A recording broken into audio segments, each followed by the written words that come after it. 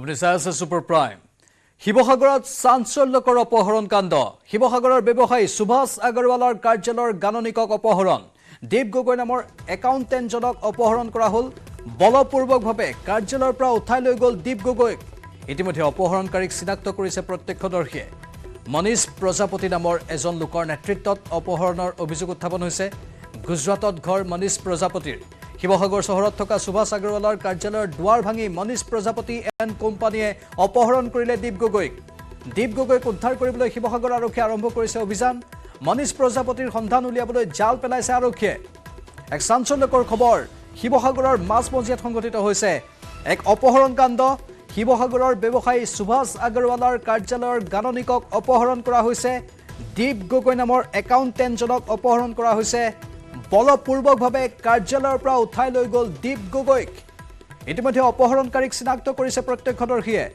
মনীষ প্ৰজাপতি নামৰ এজন লোকৰ নেতৃত্বত অপহৰণৰ অভিযোগ উত্থাপন হৈছে গুজৰাটত ঘৰ মনীষ প্ৰজাপতিৰ শিৱসাগৰ চহৰত থকা সুভাষ আগৰৱালৰ কাৰ্যালয়ৰ দুৱাৰ ভাঙি মনীষ প্ৰজাপতি এণ্ড কোম্পানীয়ে অপহৰণ কৰিলে দীপ গগৈক এই সন্দৰ্ভত আমাৰ সাংবাদিক প্ৰদীপ গগৈয়ে অধিক তথ্য জনাব মই বৰ্তমান উপস্থিত আছো শিৱসাগৰৰ ষ্টেচন চাৰিআলিৰ সমীপৰ এটা তেল ডিপুৰ কাষত থকা সুভাষ আগৰৱালাৰ অফিচত সুভাষ আগৰৱালা হৈছে এগৰাকী ব্যৱসায়ী আৰু এই সুভাষ আগৰৱালাৰ অফিচৰ পৰাই আজি আচলতে সন্ধিয়াৰ পূৰ্বে দীপ গগৈ নামৰ এজন গাণনিক তথা একাউণ্টেণ্টছক এগৰাকী গাণনিকক বলপূৰ্বকভাৱে এটা দুৰ্বৃত্তৰ দলে উঠাই লৈ যায় অপহৰণ কৰা বুলি তেওঁলোকে অভিযোগ উত্থাপন কৰিছে মই বৰ্তমান পোনপ্ৰথমে দেখুৱাইছোঁ এইটো হৈছে সুভাষ আগৰৱালাৰ নামৰ ব্যৱসায়ীজনৰ অফিচ আৰু বলপূৰ্বকভাৱে ইয়াত যি দৰ্জা আছিলে সেই দৰ্জা ভাঙি ইয়াত মই দেখুৱাইছোঁ আইনা বৰ্তমানেও ইয়াত ভাঙা অৱস্থাত পৰি আছে চিচাৰ পৰি আছে এইবিলাক ভাঙি বলপূৰ্বকভাৱে দীপ গগৈ নামৰ একাউণ্টেণ্টজনক ইয়াৰ পৰা উঠাই লৈ যায় আৰু আচলতে মনীষ প্ৰজাপতি নামৰ এজন ব্যক্তিৰ নামত আচলতে মনীষ প্ৰজাপতি নামৰ এজন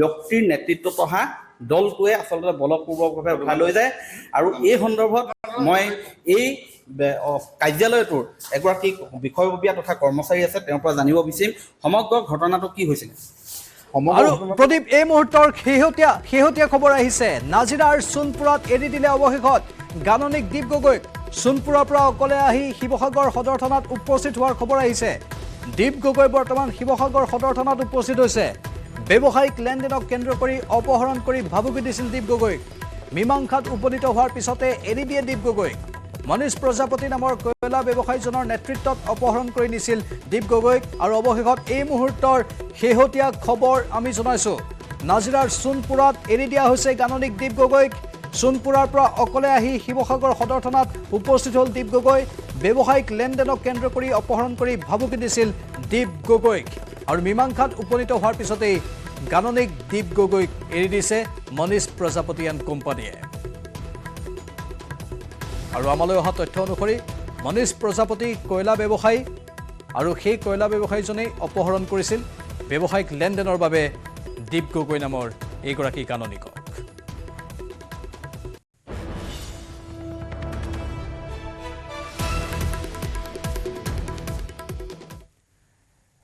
গোসাইগাঁৱৰ ভয়ংকৰ পথ দুৰ্ঘটনাৰ খবৰ টেম্পো আৰু বাইকৰ মুখামুখি সংঘৰ্ষ তুলসীবিলৰ খুৰিয়াবাৰী দুৰ্ঘটনাত আহত হ'ল 9জন লোক এই দুৰ্ঘটনাত আহত টেম্পোৰ যাত্ৰী ভবাতু চৌধুৰী জগন্নাথ বৰ্মন ৰোমা বৰ্মন ৰাধা পদ্ম মহন্ত তানিছা বেগম ভবাতু চৌধুৰী আৰু জগন্নাথ বৰ্মনৰ অৱস্থা অতি সংকটজনক মটৰ চাইকেলৰ 2 আৰোহী নিৰঞ্জন দে আৰু বিষ্ণু বৰ্মনো আহত হৈছে দুৰ্ঘটনাত হাপত গ্ৰামৰ পৰা গোসাইগাঁৱলৈ গৈ আছিল টেম্পোখন আৰু কোকৰাঝাৰৰ RNB চিকিৎসালয়লৈ প্ৰেৰণ কৰা হৈছে গুৰুতৰভাৱে আহতসকলক এয়া গোসাইগাঁৱৰ ভয়ংকৰ পথ দুৰ্ঘটনাৰ খবৰ আমি জনাইছোঁ টেম্পো আৰু বাইকৰ মুখামুখি সংঘৰ্ষ তুলসীবিলৰ খুৰিয়াবাৰীৰ দুৰ্ঘটনাত 9জনকৈ লোক আহত হৈছে আৰু তেওঁলোকক চিকিৎসালয়ত ভৰ্তি কৰোৱা হৈছে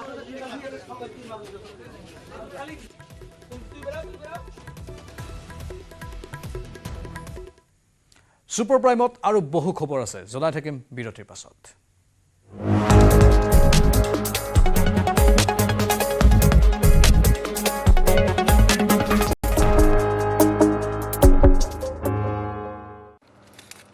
এইটো মাইথান ষ্টীল নহয়। ওচৰ চুবুৰীয়াসকলে লগাইছে।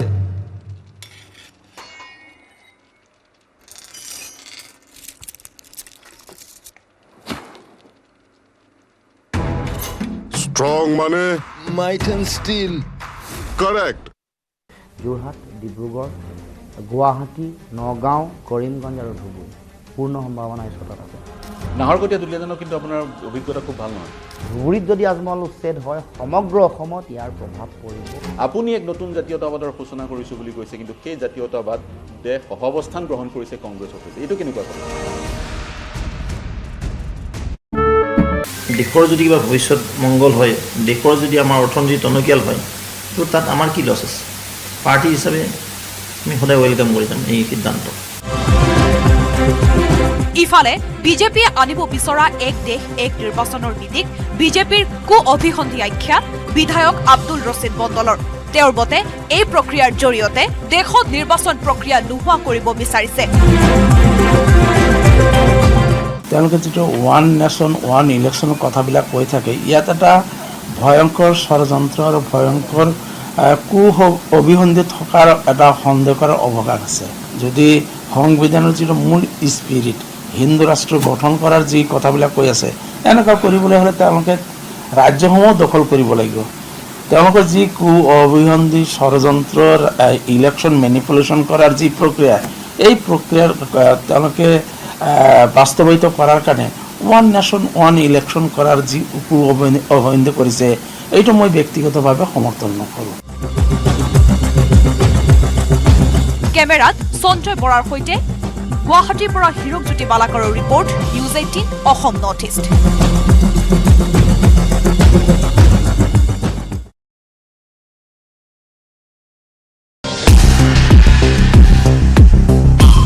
এক দেশ এক নিৰ্বাচন।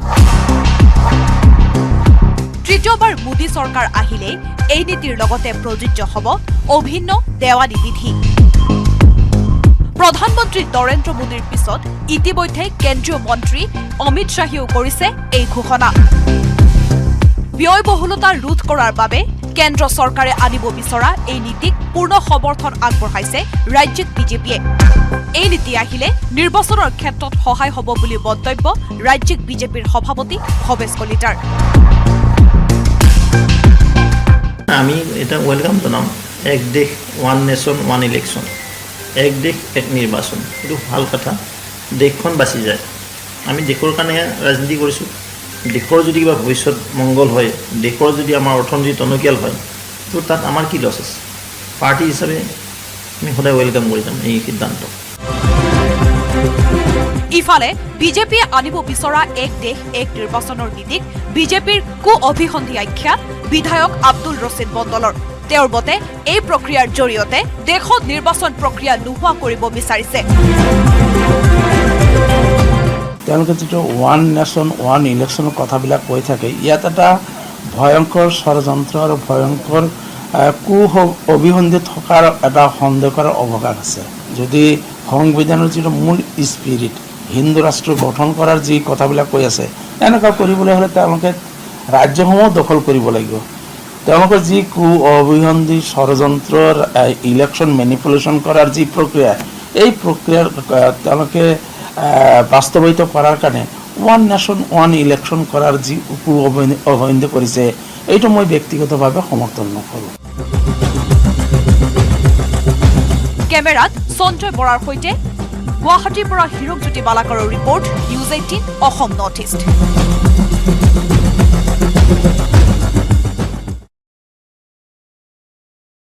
এতিয়া হেলমেট পিন্ধি আহিছে গাড়ী চলাই আহোঁতেও। কি ক'ব, পৰিবহণ বিভাগৰ নামৰ যে এটা বিভাগ আছে এখন চৰকাৰ, তাৰ এইটো এটা আচৰিত নমুনা।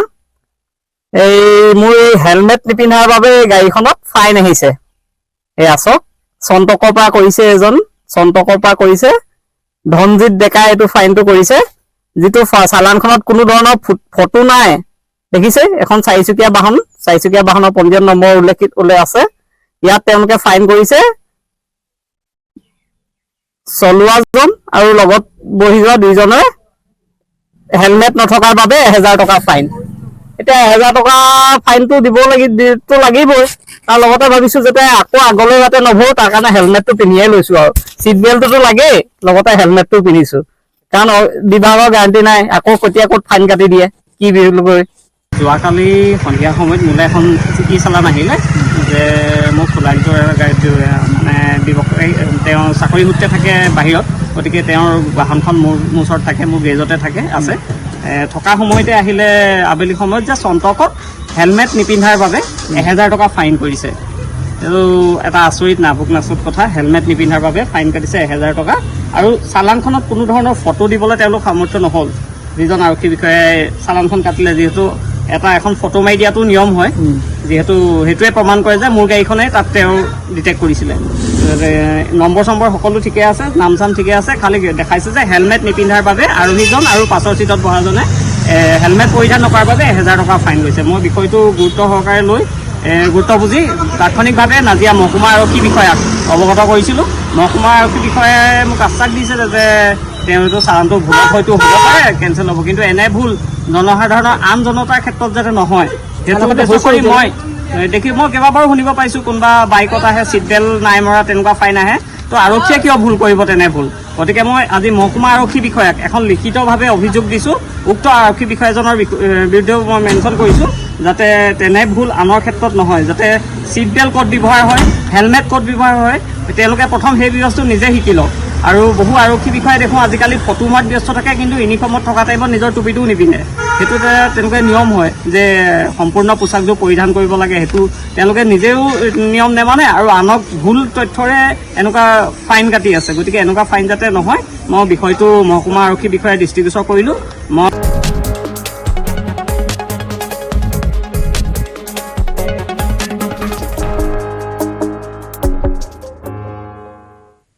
পুনৰ স্বাগতম। মন্ত্ৰী যোগেন মোহনৰ চহী জালিয়াতি কৰি আৰক্ষীৰ জালত পৰিল প্ৰবঞ্চক বিবেকানন্দ তাইদক গ্ৰেপ্তাৰ কৰা হৈছে। মন্ত্ৰী যোগেন মোহনৰ চহী জাল কৰি ধন লুটিছিল বিবেকানন্দ তাইদে। প্ৰবঞ্চক বিবেকানন্দ তাইদক গ্ৰেপ্তাৰ সম্পৰ্কে মন্তব্য প্ৰদান কৰিলে ডিচিপি মৃণাল ডেকাই। বিবেকানন্দ তাইদ নামৰ এজন ফ্ৰড তেখেতে সন্মানীয় মন্ত্ৰী এজনৰ চহী জালিয়াতি কৰি বিভিন্ন চৰকাৰী অফিচত গৈ চক্ৰান্ত কৰি টকা পইচাৰ কাৰণে চক্ৰান্ত কৰিছিলে। তেনেকুৱা এখন এজাহাৰ আছিলে আপোনাৰ দিছপুৰ থানাত। সেই দিছপুৰ থানাত থকা এজাহাৰখনৰ ভিত্তিত তেখেতক যোৱাকালি এৰেষ্ট কৰা হয় আৰু আজি তেখেতক কোৰ্টলৈ প্ৰডিউচ কৰা হয় আৰু তেখেতক 2 তাৰিখলৈকে আমি পুলিচ হেফাজতত আনিছোঁ। ইয়াৰ উপৰিও তেখেতে বিভিন্ন ল'ৰাৰ পৰা টকা পইচা লৈছে চাকৰি দিম বুলি। তেনেকুৱা আৰু এটা কেছ ৰেজিষ্টাৰ হৈছে দিছপুৰ থানাত, যিটো কেছ নম্বৰ হৈছে 1263/2023। সেইযোৰটো লখিমপুৰৰ ল'ৰাজনেই দিছিলে। গতিকে তেখেতক এৰেষ্ট কৰাৰ পাছত আমাৰ এতিয়া কেছবিলাক সমাধান হ'ব। তেখেতৰ অৰিজিনেল ঘৰ হৈছে লখিমপুৰ ঘুনাসুতিত আৰু তেখেত বৰ্তমান স্থায়ীভাৱে বসবাস কৰে বশিষ্ঠ থানাৰ এলেকাৰ অন্তৰ্গত নালাপাৰাত। এতিয়া আমি তেখেতক প্ৰথম গ্ৰেপ্তাৰ কৰিছোঁ। ইয়াৰ পাছত তদন্তত ওলাব কোন কোন তেওঁৰ লগত জড়িত হৈ আছে। যিটো কেছ দিছপুৰ থানাত আছিলে কেতিয়াৰ কেছ আছিলে? এইটো 2023 চনৰ কেছ। তেওঁ ক'ৰ পৰা কৰায়ত্ব কৰা হৈছে? তেখেতক ক্ৰাইম ব্ৰাঞ্চে কৰায়ত্ব কৰিছে কোকৰাঝাৰৰ পৰা। সেইটোৰ বিষয়ে মই বৰ অৱগত নহয়। কেনেকুৱা ধৰণে লেনদেনটো বা কেনেকুৱা ধৰণে চাকৰি দিম বুলি নে অঞ্চল বেলেগ? তেওঁ আপোনাৰ সন্মানীয় মন্ত্ৰীৰ পেডত চহী জালিয়াতি কৰি বিভিন্ন চৰকাৰী কাৰ্যালয়ত সেই কাগজখন দি কিনে তেওঁ নিজৰ মুনাফা আদায়ৰ কাৰণে চেষ্টা কৰে। সেই তেনেকুৱা ধৰণৰ এজাহাৰ এখনেই দিছিলে। সেই এজাহাৰখনৰ ভিত্তিতে কেছ ৰেজিষ্টাৰ হৈছিল 2023 চনত। সেই কেছটোৰ ওপৰত ভিত্তি কৰিয়ে তদন্ত চলি আছিল আৰু যোৱাকালি তেখেতক কৰায়ত্ব কৰা। সন্মানীয় মন্ত্ৰী যোগেন মোহন ছাৰৰ। তেখেতৰ এগেইনষ্টত 2টা কেছ ৰেজিষ্টাৰ হৈছে। এটা হৈছে এজন ল'ৰাৰ পৰা চাকৰি দিম বুলি পইচা লৈছিলে 3,30,000 টকা। সেই ল'ৰাটো হৈছে লখিমপুৰ ঘুনাসুতিত। সেইটোও কেছ ৰেজিষ্টাৰ হৈ আছে। এতিয়ালৈকে কিমানমান লোকৰ পৰা তেওঁলোকে এই লুণ্ঠন বা এনেকুৱা ধৰণৰ কেলেংকাৰীবিলাক কৰিলে সেইটো তদন্তত ওলাব। তদন্ত চলি আছে। এতিয়া আমি সোধ পোছ চলাম, তাৰপিছত ওলাব কথাবিলাক।